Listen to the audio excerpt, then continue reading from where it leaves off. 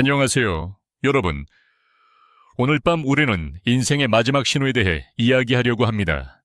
이 주제는 결코 가볍지 않지만 어쩌면 당신의 삶에서 가장 중요한 순간을 준비하는 데 도움이 될 수 있습니다.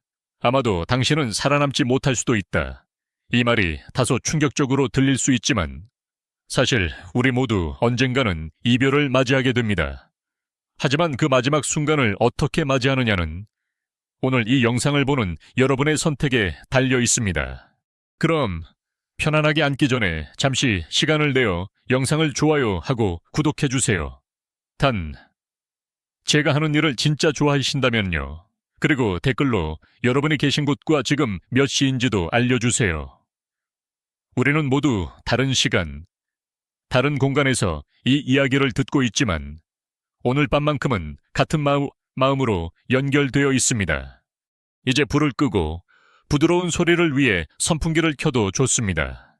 그리고 오늘 밤 우리의 여행을 시작해 봅시다. 저는 30년 넘게 요양병원에서 수간호사로 일하며 수천 명의 노인분들의 마지막을 지켜봤습니다.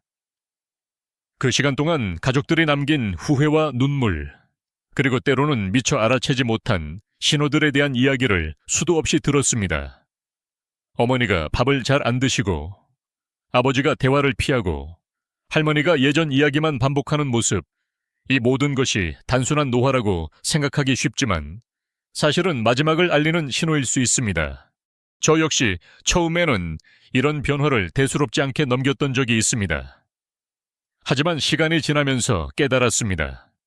노년의 작은 변화들은 결코 우연이 아니며 몸과 마음이 마지막을 준비하는 과정에서 나타나는 중요한 신호입니다.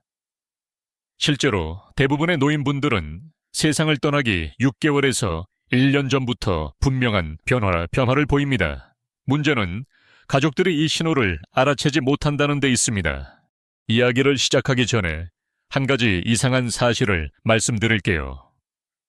노인분들이 마지막을 준비할 때 그 신호는 마치 오래된 시계가 천천히 멈추는 것처럼 아주 미묘하게 나타납니다. 그래서 가족들은 원래 나이 들면 다 그렇지 라고 생각하며 넘기곤 하죠. 하지만 그 작은 변화가 바로 마지막 인사를 준비하라는 몸의 메시지일 수 있습니다. 이 주제에 대해 학계에서도 논쟁이 많습니다. 일부 전문가는 노화와 임종의 신호를 명확히 구분하기 어렵다고 주장합니다. 반면 임상 현장에서 오랜 시간 환자를 돌본 사람들은 분명한 패턴이 있다고 말합니다. 저는 후자의 입장에 더 가깝습니다. 왜냐하면 실제로 수많은 가족들이 그때 그 신호를 알았더라면 하고 후회하는 모습을 너무 많이 봤기 때문입니다. 이제 여러분이 이 영상을 끝까지 본다면 앞으로 소중한 가족의 마지막을 더 의미 있게 준비할 수 있을 것입니다. 그리고 그 마지막 순간이 두려움이 아닌 사랑과 감사로 채워질 수 있다는 사실을 꼭 기억해 주세요. 제가 겪었던 한 가지 지혜로운 사건을 나누고 싶습니다. 어느 날 한 할머니가 갑자기 식사를 거부하기 시작했습니다. 가족들은 입맛이 없으신가 보다 라고 생각했지만 저는 그 변화가 단순한 식욕 저하가 아니라는 걸 직감적으로 알았습니다. 결국 그 할머니는 3개월 후 평화롭게 세상을 떠나셨고 가족들은 마지막 순간을 준비할 수 있었습니다. 이처럼 작은 변화 하나가 인생의 마지막을 준비하는데 얼마나 중요한지 오늘 밤 여러분과 함께 나누고 싶습니다. 그리고 혹시라도 오늘 밤 이 이야기를 듣다가 눈물이 난다면 그건 결코 약한 것이 아닙니다. 오히려 사랑하는 사람을 더 깊이 이해하고 마지막까지 함께할 용기를 가진 사람만이 느낄 수 있는 감정입니다. 자, 이제 본격적으로 노년의 마지막 신호에 대해 하나씩 살펴보겠습니다. 체중 감소와 영양의 경고. 노년의 마지막 신호 중에서 가장 먼저 그리고 가장 자주 무시되는 것이 바로 체중 감소입니다. 저는 수많은 가족들이 우리 어머니가 요즘 밥을 잘 안 드세요 라고 말하는 것을 들었습니다. 그때마다 저는 속으로 한숨을 쉬곤 했죠. 왜냐하면 이 말이 곧 몸이 마지막을 준비하고 있다는 신호일 수 있기 때문입니다. 물론 나이가 들면 식욕이 줄어드는 것은 자연스러운 현상입니다. 하지만 갑작스럽고 눈에 띄는 체중 감소는 결코 평범한 노화가 아닙니다. 제가 돌봤던 박 할머니의 이야기를 해볼까요? 할머니는 6개월 만에 10kg이 빠졌습니다. 가족들은 나이 들면 원래 마르지라며 대수롭지 않게 넘겼지만 그 후 3개월 만에 할머니는 세상을 떠나셨습니다. 이처럼 체중 감소는 몸이 영양소를 흡수하는 능력을 잃고 있다는 신호입니다. 근육량이 줄어들면서 몸의 기능이 급격히 약해지고 결국 생명 유지에 필요한 에너지조차 만들어내지 못하게 됩니다. 여기서 한 가지 이상한 사실을 말씀드릴게요. 노인분들은 체중이 줄어도 본인은 잘 느끼지 못하는 경우가 많습니다. 오히려 요즘 옷이 헐렁해졌네 정도로만 생각하죠. 하지만 보호자 입장에서는 벨트를 더 조이거나 얼굴이 홀쭉해진 것을 눈여겨봐야 합니다.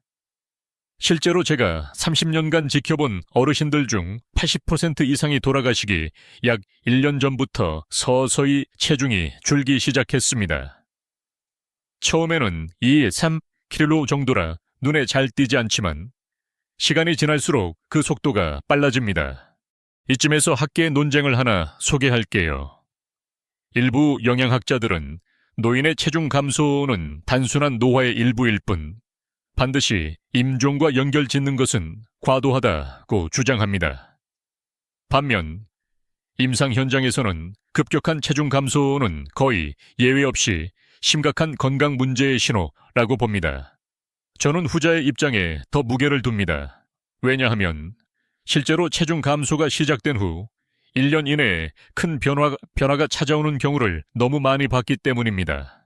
그렇다면 체중 감소를 발견했을 때 가족이 할 수 있는 일은 무엇일까요?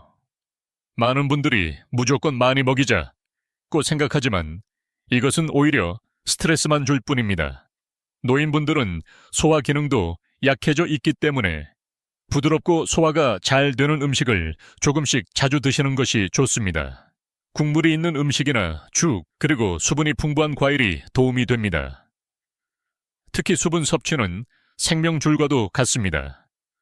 노인분들은 목마름을 잘 느끼지 못해 탈수가 쉽게 일어나니 하루에 8잔 정도의 물을 조금씩 자주 드시게 해주세요.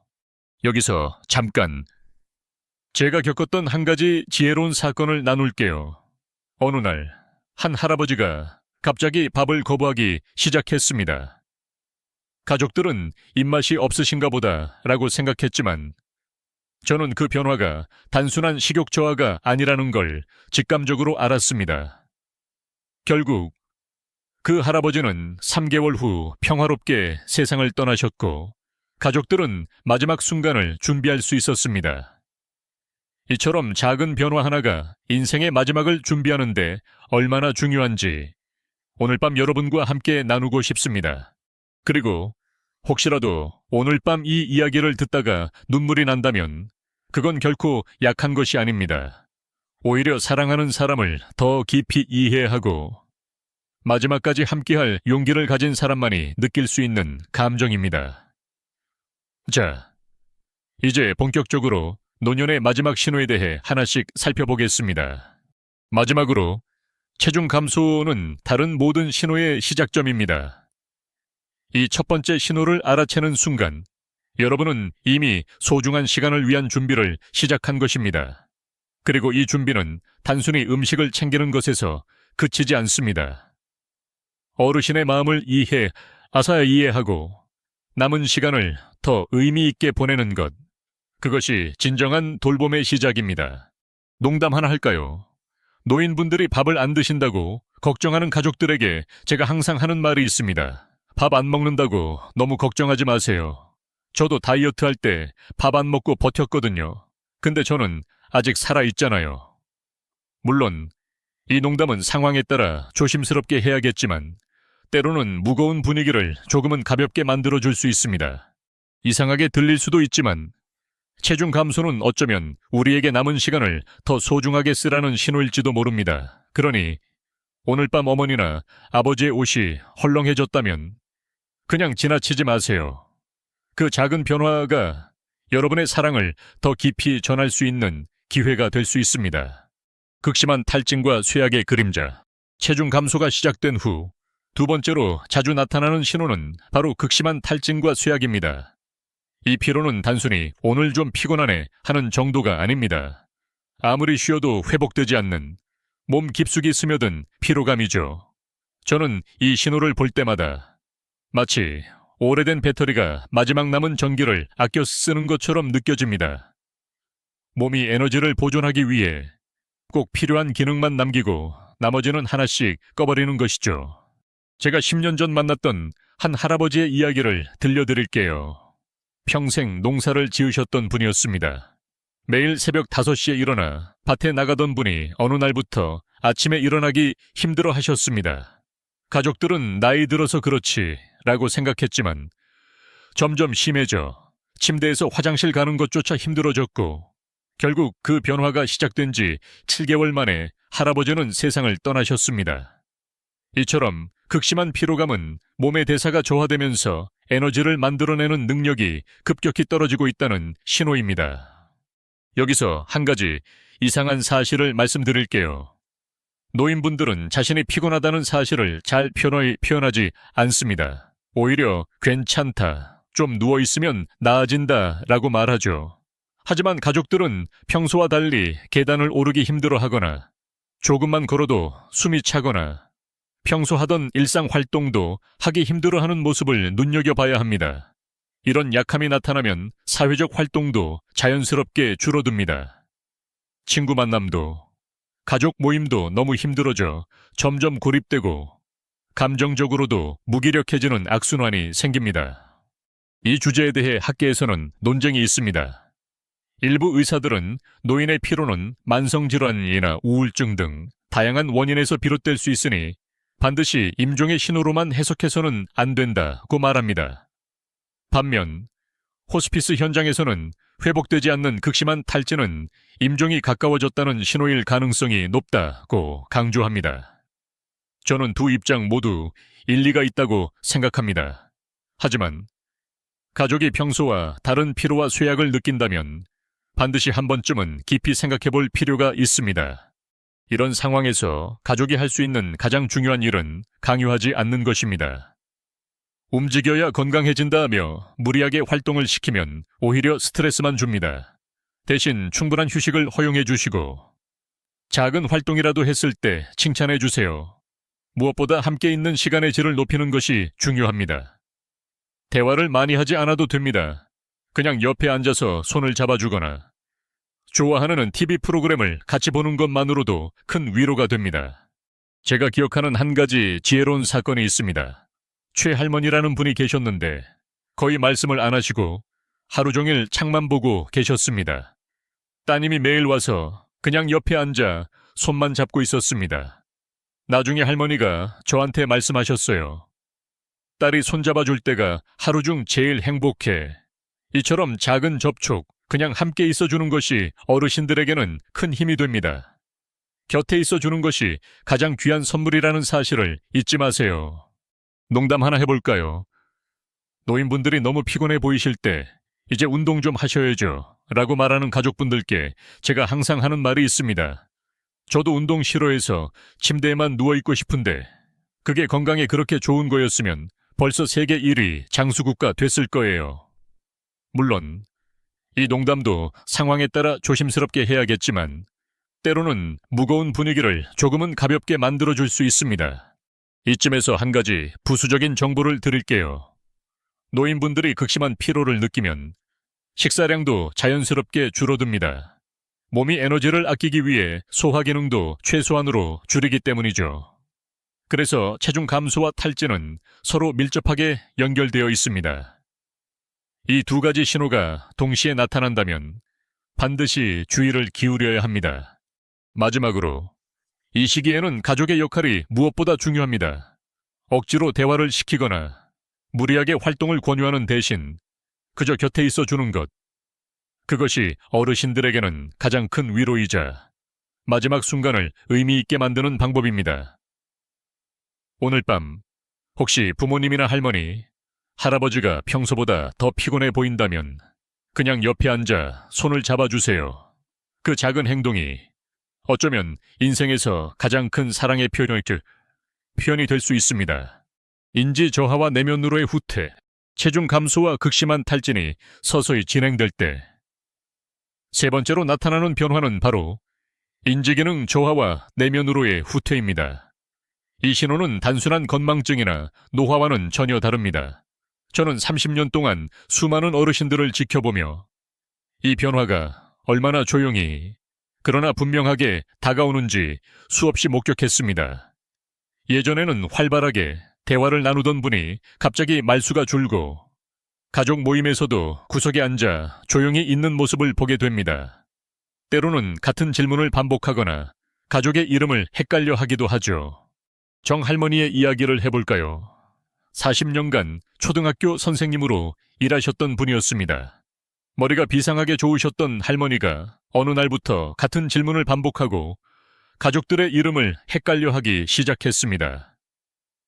병원에서 검사를 해도 특별한 이상은 없었지만 5개월 후 할머니는 세상을 떠나셨습니다. 이처럼 인지기능 저하는 뇌로 가는 혈액순환이 급격히 나빠지면서 뇌 기능이 저하되는 명확한 신호입니다. 여기서 한 가지 이상한 사실을 말씀드릴게요. 노인분들이 내면으로 후퇴할 때 과거에 대한 이야기를 자주 하게 됩니다. 어린 시절이나 젊었을 때의 추억을 반복해서 이야기하는데 이는 마치 자신의 인생을 정리하는 과정처럼 느껴집니다. 현재보다는 과거에 머무는 시간이 많아지고 현실의 대화나 활동에는 점점 관심을 잃게 됩니다. 이 현상은 가족들에게는 당황스럽고 때로는 슬프게 느껴질 수 있지만 사실은 마지막을 준비하는 자연스러운 과정일 수 있습니다. 이 주제에 대해 학계에서는 여전히 논쟁이 많습니다.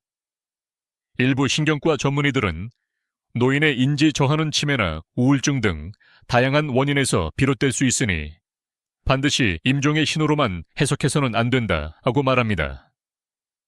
반면 호스피스 현장에서는 갑작스럽고 빠른 인지 저하는 임종이 가까워졌다는 신호일 가능성이 높다고 강조합니다. 저는 두 입장 모두 일리가 있다고 생각하지만 가족이 평소와 다른 인지적 변화를 느낀다면 반드시 한 번쯤은 깊이 생각해 볼 필요가 있다고 봅니다. 이런 변화가 시작되면 가족들은 어떻게 해야 할까요? 가장 중요한 것은 억지로 현실로 끌어내려고 하지 않는 것입니다. 정신 차리세요 라며 강제로 대화에 끌어들이려고 하면 오히려 스트레스만 줍니다. 대신 조용하고 차분한 환경을 만들어주세요. 배경 소음이 적고 밝은 빛이 강하지 않은 환경이 좋습니다. 대화할 때는 간단하고 짧은 문장으로 말하고 충분한 시간을 주는 것이 중요합니다. 제가 잊지 못할 환자 중에 윤 할아버지라는 분이 계셨습니다. 할아버지는 거의 말씀을 안 하시고 항상 창밖만 보고 계셨는데 어느 날 손녀가 와서 그냥 옆에 앉아 할아버지 손을 잡고 있었습니다. 그런데 갑자기 할아버지가 미소를 지으시며 우리 손녀하고 말씀하셨죠. 언어적 소통은 안 되더라도 감정적인 연결은 여전히 가능하다는 것을 보여주는 순간이었습니다. 농담 하나 해볼까요? 노인분들이 예전 이야기만 반복하실 때 할머니, 그 얘기 벌써 12번째예요 라고 말하는 가족분들께 제가 항상 하는 말이 있습니다. 그래도 할머니가 그 얘기 해주실 때마다 저도 처음 듣는 척 연기하는 게 제 특기랍니다. 물론 이 농담은 가족의 사랑이 담겨 있을 때만 효과가 있습니다. 이쯤에서 한 가지 부수적인 정보를 드릴게요. 인지 저하가 시작되면 노인분들은 종종 자신만의 세계에 머무르려는 경향이 강해집니다. 가족들이 너무 걱정해서 자꾸 현실로 끌어내려고 하면 오히려 불안과 혼란이 더 심해질 수 있습니다.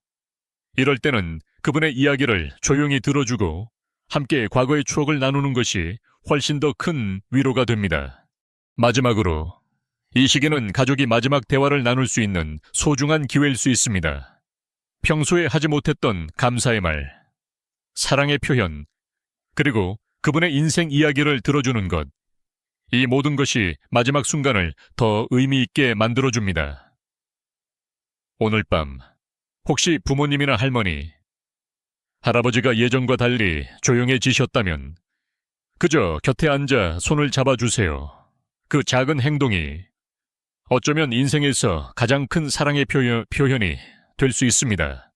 면역력 저하와 반복되는 감염, 인지기능 저하와 내면으로의 후퇴가 시작된 후 네 번째로 주목해야 할 신호는 바로 면역력 저하입니다. 이 신호는 겉으로는 감기나 작은 상처처럼 사소해 보일 수 있지만 실제로는 몸이 더 이상 스스로를 지킬 힘을 잃어가고 있다는 명백한 경고입니다. 저는 수많은 어르신들이 평생 건강하게 지내시다가 마지막 해에 갑자기 감기를 달고 살거나 작은 상처가 쉽게 아물지 않는 모습을 보았습니다. 가족들은 요즘 감기가 독하다거나 나이가 들어서 상처가 잘 안 났나 보다 라고 생각하지만 사실은 몸의 면역 체계가 빠르게 약해지고 있다는 신호일 수 있습니다. 당할머니의 이야기를 해볼까요? 평생 감기 한 번 걸리지 않고 건강하게 사셨던 분이었습니다. 그런데 돌아가시기 6개월 전부터 갑자기 감기를 달고 살기 시작하셨죠. 감기가 나았다가 또 걸리고 작은 종이에 베인 상처도 2주가 지나도 낫지 않았습니다. 가족들은 대수롭지 않게 넘겼지만 결국 할머니는 그해 겨울을 넘기지 못하셨습니다. 이처럼 면역력 저하는 마지막이 다가오고 있다는 분명한 신호입니다. 여기서 한 가지 이상한 사실을 말씀드릴게요. 노인분들은 면역력이 떨어지면 단순히 감기만 자주 걸리는 것이 아니라 요로 감염이나 폐렴 같은 질병이 반복적으로 나타나기도 합니다. 특히 요로 감염은 노인에서 매우 흔한데 증상이 뚜렷하지 않아 가족들이 알아채지 못하는 경우가 많습니다. 때로는 단순한 혼돈이나 무기력, 식욕 저하로만 나타나기도 하죠. 그래서 평소와 다르게 자주 아프거나 작은 상처가 잘 낫지 않는다면 반드시 주의를 기울여야 합니다. 이 주제에 대해 학계에서는 논쟁이 있습니다. 일부 감염내과 전문의들은 노인의 면역력 저하는 자연스러운 노화 과정의 일부라고 말합니다. 반면 호스피스 및 완화 의료 현장에서는 갑작스럽고 반복적인 감염은 임종이 가까워졌다는 신호일 수 있다고 강조합니다. 저는 두 입장 모두 일리가 있다고 생각하지만 가족이 평소와 다른 감염 패턴을 느낀다면 반드시 한 번쯤은 깊이 생각해 볼 필요가 있다고 봅니다. 이런 상황에서 가족이 할 수 있는 가장 중요한 일은 무리한 치료보다는 편안함에 집중하는 것입니다. 감기나 감염이 반복될 때마다 병원에 데려가서 강한 항생제를 쓰는 것보다는 어르신이 편안하게 쉴 수 있는 환경을 만들어주는 것이 더 중요할 수 있습니다. 물론 고열이나 심한 통증이 있다면 반드시 의료진과 상의해야 하지만 남은 시간의 질을 높이는 것이 무엇보다 중요합니다. 제가 기억하는 한 가지 지혜로운 사건이 있습니다. 한 할아버지는 평생 병원 한 번 안 가신 분이었는데 마지막 해에만 3번이나 폐렴에 걸리셨습니다. 가족들은 이제 나이가 많으셔서 그런가 보다 라고 생각했지만 저는 그때 이미 몸이 마지막을 준비하고 있다는 것을 알았습니다. 그래서 가족들에게 이제는 치료보다는 할아버지가 좋아하시는 것, 편안하게 쉴 수 있는 환경을 만들어 드리는 것이 더 중요하다고 조언드렸죠. 그 후 가족들은 할아버지와 함께 더 많은 시간을 보내며 마지막을 평화롭게 준비할 수 있었습니다. 농담 하나 해볼까요? 노인분들이 감기에 자주 걸리실 때 이제 면역력 좀 키우셔야죠 라고 말하는 가족분들께 제가 항상 하는 말이 있습니다. 저도 비타민 챙겨 먹는데 감기 안 걸릴 때가 더 신기하더라고요. 물론 이 농담도 상황에 따라 조심스럽게 해야겠지만 때로는 무거운 분위기를 조금은 가볍게 만들어줄 수 있습니다. 이쯤에서 한 가지 부수적인 정보를 드릴게요. 면역력이 떨어지면 노인분들은 감염뿐만 아니라 기존에 앓고 있던 만성질환도 악화될 수 있습니다. 당뇨, 고혈압, 심장질환 등 모든 질환이 한꺼번에 악화되면서 몸이 점점 더 약해지는 악순환이 시작됩니다. 그래서 평소보다 자주 아프거나 기존 질환이 갑자기 악화된다면 반드시 주의를 기울여야 합니다. 마지막으로 이 시기에는 가족의 정서적 지지가 무엇보다 중요합니다. 어르신이 자주 아프거나 작은 상처가 잘 낫지 않는다고 해서 왜 이렇게 자주 아프세요? 라고 다그치기보다는 괜찮으세요? 오늘은 좀 어떠세요? 라고 따뜻하게 물어봐 주세요. 그 작은 관심과 사랑이 어쩌면 인생에서 가장 큰 위로가 될 수 있습니다. 호흡과 혈액순환의 변화, 면역력 저하와 반복되는 감염이 이어질 때 마지막을 알리는 5번째 신호는 바로 호흡과 혈액순환의 변화입니다. 이 신호는 겉으로는 아주 미묘하게 시작되지만 실제로는 몸의 모든 시스템이 점차 느려지고 있다는 명확한 경고입니다. 저는 수많은 어르신들이 평생 한 번도 숨이 차지 않았던 분들이 마지막 몇 달 동안 갑자기 숨이 가쁘거나 호흡이 얕아지는 모습을 보았습니다. 가족들은 요즘 날씨가 더워서 그런가 보다, 혹은 감기 기운이 있어서 그런가 라고 생각하지만 사실은 심장과 폐가 더 이상 몸 전체에 충분한 산소와 혈액을 보내지 못하고 있다는 신호일 수 있습니다. 이병철 할아버지의 이야기를 해볼까요? 할아버지는 한여름에도 두꺼운 양말을 신고 계셨습니다. 가족들은 추위를 많이 타시나 보다 라고 생각했지만 사실은 혈액순환이 점점 나빠지고 있었던 것입니다. 그 후 2달 만에 할아버지는 평화롭게 세상을 떠나셨습니다. 이처럼 손발이 항상 차갑거나 손톱이나 입술이 파랗게 변하는 것도 매우 중요한 신호입니다. 심장이 몸 전체에 혈액을 효과적으로 보내지 못하고 있다는 표시이기 때문이죠. 여기서 한 가지 이상한 사실을 말씀드릴게요. 노인분들은 호흡이 불규칙해지거나 숨을 쉴 때 이상한 소리가 나도 본인은 잘 느끼지 못하는 경우가 많습니다. 오히려 가족들이 숨소리가 달라졌다, 밤에 자주 깨신다, 낮잠을 많이 주무신다는 식으로 변화를 먼저 알아차리게 됩니다. 특히 저녁이나 밤에 호흡이 더 불규칙해지고 낮잠을 많이 자는 패턴이 나타난다면 그것은 몸이 마지막을 준비하고 있다는 신호일 수 있습니다. 이 주제에 대해 학계에서는 논쟁이 있습니다. 일부 심장내과 전문의들은 노인의 호흡 변화는 심부전이나 만성폐질환 등 다양한 원인에서 비롯될 수 있으니 반드시 임종의 신호로만 해석해서는 안 된다고 말합니다.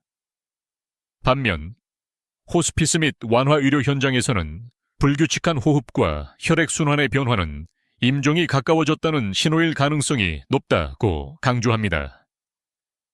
저는 두 입장 모두 일리가 있다고 생각하지만 가족이 평소와 다른 호흡이나 혈액순환의 변화를 느낀다면 반드시 한 번쯤은 깊이 생각해 볼 필요가 있다고 봅니다. 이런 상황에서 가족이 할 수 있는 가장 중요한 일은 무리한 치료보다는 편안함에 집중하는 것입니다. 호흡이 힘들어 하시면 상체를 약간 높여서 눕게 해드리고 손발이 차가우면 따뜻한 양말을 신겨드리세요.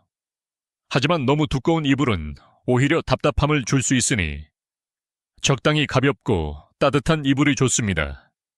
방 안에 공기가 답답하지 않게 해주는 것도 중요합니다.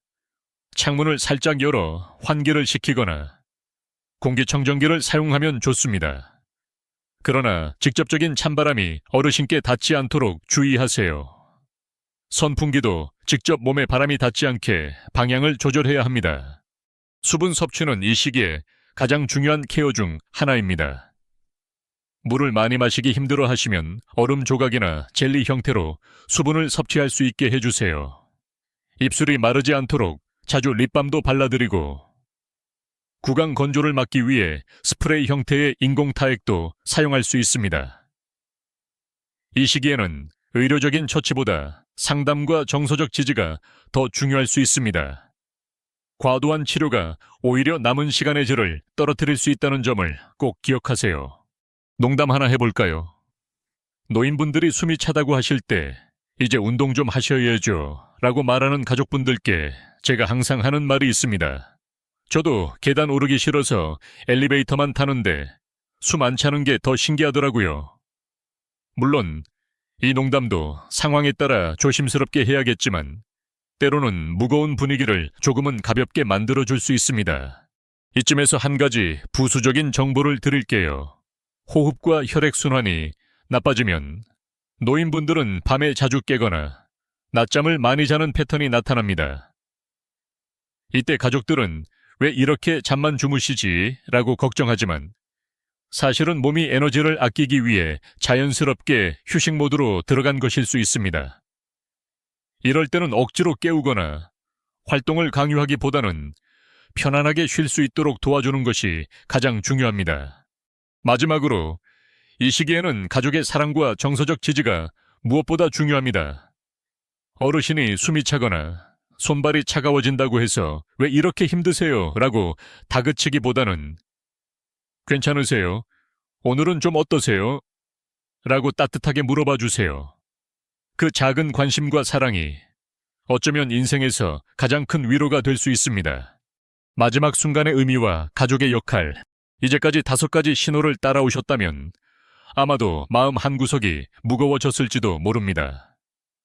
하지만 저는 이 이야기를 두려움이나 슬픔으로만 끝내고 싶지 않습니다. 오히려 이 신호들을 통해 남은 시간을 어떻게 의미 있게 보낼 수 있는지, 그리고 가족의 사랑과 존엄을 지키는 방법에 대해 이야기하고 싶습니다. 저는 30년 넘게 수많은 어르신들의 마지막을 지켜보며 가족들의 변화의 신호를 일찍 알아채고 남은 시간을 소중하게 여겼던 순간들을 잊지 못합니다. 김 할아버지의 가족 이야기를 해볼까요? 가족들은 할아버지의 체중 감소와 피로, 인지 저하를 일찍 알아차렸습니다. 그래서 병침대를 거실로 옮겨 가족들과 함께 있게 했고, 손주들이 학교 다녀와서 항상 옆에서 숙제하게 했습니다. TV에서 좋아하는 프로그램이 나올 때마다 다 같이 보고 할아버지가 좋아하는 음식도 조금씩 만들어 드렸죠. 가장 감동적이었던 것은 손녀가 매일 할아버지의 이야기를 녹음해 할아버지의 인생 이야기라는 가족 역사책을 만들었다는 것입니다. 할아버지는 마지막까지 행복하게 가족들과 함께 계시다가 평화롭게 눈을 감으셨습니다. 이처럼 가족이 변화의 신호를 알아채고 남은 시간을 소중하게 여긴다면 마지막 순간은 두려움과 부정이 아닌 사랑과 감사로 채워질 수 있습니다. 물론 모든 가족이 이렇게 완벽하게 준비할 수 있는 것은 아닙니다. 때로는 후회와 아쉬움이 남기도 하죠. 하지만 중요한 것은 그 작은 변화들을 알아채고 남은 시간을 어떻게 채울지 고민하는 그 마음입니다. 여기서 한 가지 이상한 사실을 말씀드릴게요. 마지막 순간이 가까워질수록 오히려 가족 간의 대화가 더 깊어지고 평소에 하지 못했던 감사와 사랑의 표현이 자연스럽게 나오기도 합니다. 저는 장례식장에서 가족들이 마지막에 할아버지와 더 많은 이야기를 나눌 수 있어서 정말 다행이었어요 라고 말하는 모습을 자주 봅니다. 반대로 그때 그 신호를 알았더라면 마지막 인사를 더 많이 할 수 있었을 텐데 라는 후회도 많이 듣습니다. 이 주제에 대해 학계에서는 논쟁이 있습니다. 일부 심리학자들은 죽음 앞에서 가족이 할 수 있는 일은 제한적이며 후회는 피할 수 없다고 말합니다. 반면 완화 의료와 호스피스 현장에서는 마지막 순간을 어떻게 보내느냐에 따라 가족의 슬픔과 상실감이 크게 달라진다고 강조합니다. 저는 후자의 입장에 더 공감합니다. 왜냐하면 마지막 순간을 사랑과 감사로 채운 가족들은 슬픔 속에서도 평온함과 위로를 더 많이 느끼는 모습을 직접 봤기 때문입니다. 이런 상황에서 가족이 할 수 있는 가장 중요한 일은 억지로 되돌리려고 하는 것이 아니라 남은 시간을 어떻게 의미 있게 채울지 생각하는 것입니다. 마지막 순간까지 그분의 존엄과 편안함을 지켜드리는 것, 그리고 여러분의 사랑을 표현하는 것이 무엇보다 중요합니다. 때로는 말 한마디, 손을 잡아주는 작은 행동, 함께하는 조용한 시간, 이 모든 것이 마지막을 아름답게 만드는 힘이 됩니다. 농담 하나 해볼까요? 마지막 순간에 가족들이 모여 있으면 이제 우리 가족 단체 사진 한 장 찍어야죠 라고 말하는 분들이 계십니다. 그럴 때 제가 항상 하는 말이 있습니다. 사진도 좋지만 오늘은 마음속에 더 많은 추억을 남기세요. 필터 없이, 보정 없이, 있는 그대로요. 물론 이 농담도 상황에 따라 조심스럽게 해야겠지만 때로는 무거운 분위기를 조금은 가볍게 만들어줄 수 있습니다. 이쯤에서 한 가지 부수적인 정보를 드릴게요. 마지막 순간이 가까워지면 어르신들은 종종 평소보다 더 평온해지거나 오히려 가족들에게 고맙다, 사랑한다는 말을 먼저 하기도 합니다. 이때 가족들은 당황하거나 슬퍼하기보다는 그 감정을 있는 그대로 받아들이고 함께 그 순간을 나누는 것이 가장 큰 위로가 됩니다. 마지막으로 이 시기에는 가족 모두가 서로를 위로하고 남은 시간을 소중하게 보내는 것이 무엇보다 중요합니다. 어르신이 마지막 신호를 보이기 시작했다면 억지로 치료나 회복을 강요하기보다는 그분의 존엄과 편안함을 지켜드리고 사랑을 표현하는 데 집중해 주세요. 그 작은 행동들이 어쩌면 인생에서 가장 큰 사랑의 표현이 될 수 있습니다. 결론 및 부드러운 작별 인사. 이제 우리는 인생의 마지막 신호들을 하나하나 따라왔습니다. 체중 감소, 극심한 탈진, 인지 저하, 면역력 저하, 그리고 호흡과 혈액순환의 변화까지 이 모든 변화는 단순히 나이 들어가는 과정이 아니라 몸과 마음이 마지막을 준비하는 섬세한 신호임을 다시 한번 강조하고 싶습니다. 그리고 이 신호들을 알아채는 것이 남은 시간을 더 의미 있게, 더 사랑으로 가득 채울 수 있는 첫걸음이라는 사실을 잊지 마세요. 저는 30년 넘게 수많은 어르신들의 마지막을 지켜보며 가족들이 이런 신호를 일찍 알아채고 남은 시간을 소중하게 보낸 사례들을 많이 보았습니다. 반대로 그때 그 신호를 알았더라면 이라는 후회와 아쉬움도 수도 없이 들었습니다. 하지만 중요한 것은 우리가 이 신호들을 두려움이나 슬픔으로만 받아들이지 않고 사랑과 감사로 채울 수 있다는 점입니다. 여기서 한 가지 지혜로운 사건을 나누고 싶습니다.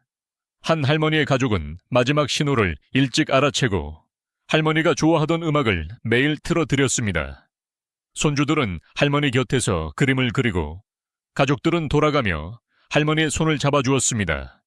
마지막 날, 할머니는 미소를 지으며 고마워, 사랑해 라는 말을 남기고 평화롭게 눈을 감으셨습니다. 그 가족은 슬픔 속에서도 우리가 할 수 있는 모든 사랑을 다 전했다는 위로를 안고 할머니를 떠나보낼 수 있었습니다. 이쯤에서 농담 하나 해볼까요?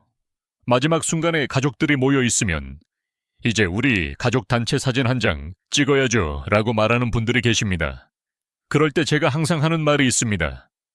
사진도 좋지만 오늘은 마음속에 더 많은 추억을 남기세요. 필터 없이, 보정 없이, 있는 그대로요.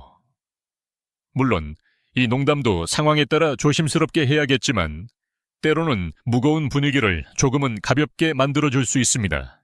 이상하게 들릴 수도 있지만 마지막 신호들은 우리에게 남은 시간을 더 소중하게 쓰라는 인생의 마지막 선물일지도 모릅니다. 그러니 오늘 밤 어머니나 아버지, 할머니, 할아버지의 작은 변화를 그냥 지나치지 마세요. 그 작은 변화가 여러분의 사랑을 더 깊이 전할 수 있는 기회가 될 수 있습니다. 이제 여러분께 마지막으로 부탁드리고 싶은 말이 있습니다. 이 영상이 여러분께 도움이 되었다면 좋아요와 구독 버튼을 눌러주세요. 그리고 여러분의 경험담도 댓글로 나눠주세요. 여러분의 이야기가 또 다른 가족에게 큰 위로와 도움이 될 수 있습니다. 그리고 지금 이 순간 여러분이 계신 곳의 시간과 분위기를 댓글로 남겨주세요. 우리는 모두 다른 곳에 있지만 오늘 밤만큼은 같은 마음으로 연결되어 있습니다. 이제 불을 끄고 부드러운 소리를 위해 선풍기를 켜도 좋습니다.